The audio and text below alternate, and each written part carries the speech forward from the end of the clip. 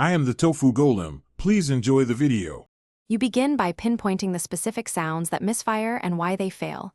Listen to your own recordings and note substitutions. Once done, arrange short, frequent practice blocks and set up a mirror so you can see tongue and lip placement. Make sure to position the tongue and jaw deliberately, using a depressor if needed, and repeat simple syllables first. Keep feedback immediate. Record each set so you can compare and adjust placement between sessions. You now shape the sound from isolation into connected speech by moving through syllables, words, and short phrases.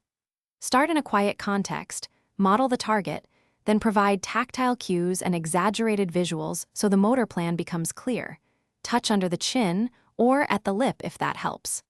Once you reach about 80% accuracy, introduce longer phrases and varied contexts. Make sure to alternate new targets with familiar ones to reinforce motor memory and maintain motivation.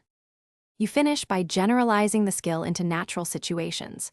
Practice conversations, reading aloud, and phone chats so the articulation transfers.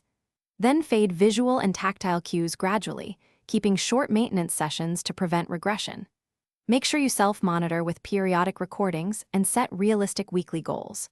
If progress stalls, return to isolation drills, recheck placement, and record a baseline to spot subtle errors. Troubleshooting usually requires simplifying tasks and increasing feedback frequency until stability returns. Thanks for watching. Consider subscribing if we helped you today.